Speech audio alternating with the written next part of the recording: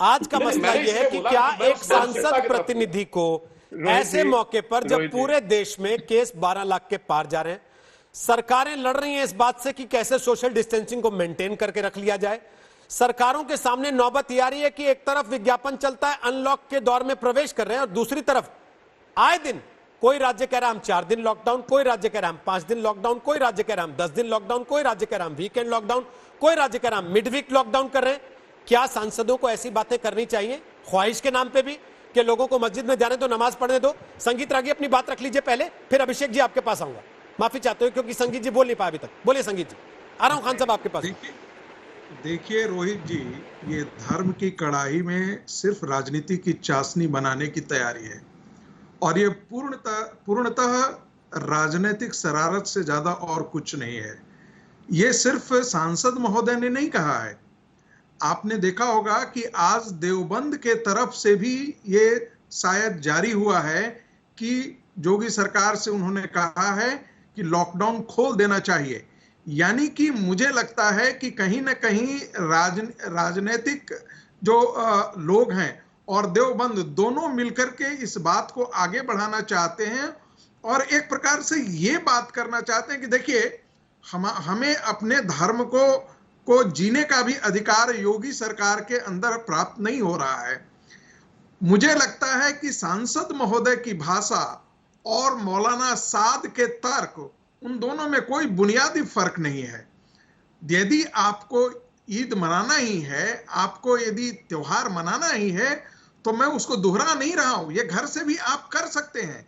आज के दिन में सावन के महीने में लाखों लोग बैजनाथ धाम जाया करते थे, लाखों लोग हरिद्वार जाया करते थे।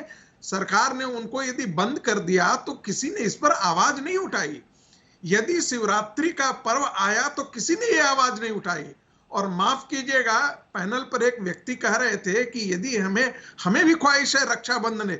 देखिए, मुझे आज तक पता नहीं है कि हिंदू समाज के किसी भी कोने से इस प्रकार की ख्वाहिश आई है।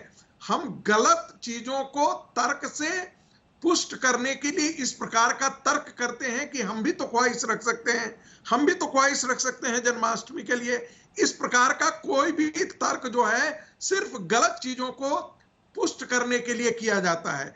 किसी भी समाज के अंदर आप देखेंगे आज के दिन में इजिप्ट के अंदर ये बैन है, सूडान के अंदर बैन है, अबू धाबी के अंदर बैन है।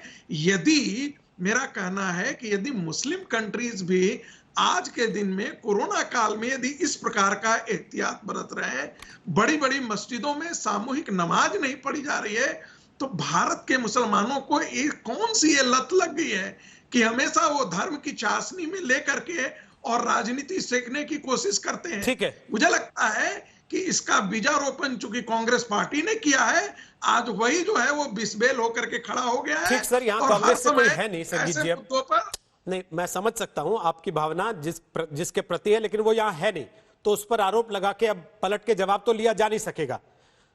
अभी अभिषेक मिश्रा कुछ कह रहे हैं, फिर शफीकुर रहमान बर्क और एमएच खान, आप दोनों के पास आ रहा हूं। बोलिए अभिषेक मिश्रा, क्या बोलना चाह रहे थे आप?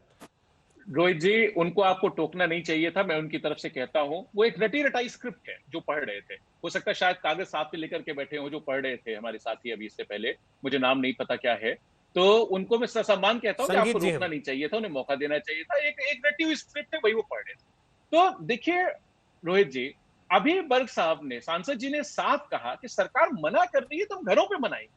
ये मुद्दा मुझे लगता है इस पे सेटल हो जाता है। अभिषेक जी, बीज बोना क्या होता है आप जानते हैं? आप पार्टी के नेता हैं सर, कैसी बातें कर रहे हैं? आपको नहीं पता कि लोगों के मन में बीज बोने के लिए कितनी जरूरत पड़ती है?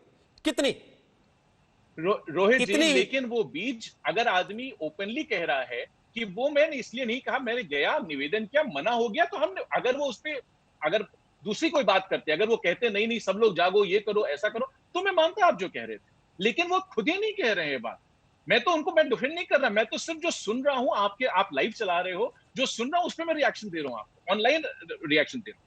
और एक बात और कह दूंगा जो अभी माननीय त्रिवेदी साहब ने कही, उसको भी करेक्ट कर दूं कि इनफैक्ट 2014 का भी अगर शायद याद हो तो मलाला को, एक बच्ची थी छोटी सी जिसको नोबेल पीस प्राइज मिला था, और हर वर्ग में, चाहे केमिस्ट्री की बात हो, चाहे लिटरेचर की बात हो, चाहे पीस की बात हो, हर फिजिक्स की बात हो, सब में इवन 2015 का मुझे याद है, टर्की के एक साइंटिस्ट थे जिनको मुझे नाम नहीं याद है, जिनको केमिस्ट्री में नोबेल मिला था। हर चीज में नोबेल मिल चुका है। हमको ये नहीं जोड़ना चाहिए नोबेल जैसी संस्था में, नोबेल जैसे प्राइज के बारे में कि कौन किस धर्म का है, किस जाति का। For God sake we should not be doing. इससे इतर मैं वापस लाते हुए इसी चर्चा पर अभिषेक जी आपसे पूछ रहा हूं, प्लीज रोहित जी, कि भाई प्लीज रोहित जी, ये इच्छा जताने की या ख्वाहिश जताने की या समाज के एक तबके को त्योहार मनाने देने की छूट की अगर बात थी केवल, तो वो इच्छा अखिलेश यादव की तरफ से भी जताई जा सकती थी। क्यों वो शफीकुर रहमान बर्क की तरफ से ही आती है? वो इच्छा बिल्कुल नहीं, कांग्रेस पार्टी के किसी बड़े नेता की तरफ से भी हो सकती थी, मायावती की तरफ से भी हो सकती थी। बिल्कुल हो सकती थी। क्यों नहीं जताई किसी ने? क्यों एक व्यक्ति विशेष की तरफ से आती है? मेरी तरफ से भी हो सकती थी, आपकी तरफ से भी हो सकती थी, रोहित भाई की तरफ से हो सकती थी, अभिषेक मिश्रा की तरफ से हो सकती थी। बिल्कुल मैं मानता हूं भाई। इच्छा, देखिए मैं बार बार वही कह रहा हूं, माननीय सांसद जी ने ये कहा कि हमने एक इच्छा जताई। देखिए मैंने आपसे कहा जो, और मैं उस पर स्टैंड करता हूं कि मेरी इच्छा है कि मैं अपना पूजन करूं, पाठन करूं, मंदिर जाऊं, दर्शन करूं, माथा टेक करके आशीर्वाद लूं, प्रणाम लूं। जो कोई इसको नकार सकता है तो उसको चैलेंज है मेरा, नकार करके दिखा दे, बहस करना चाहे कर ले।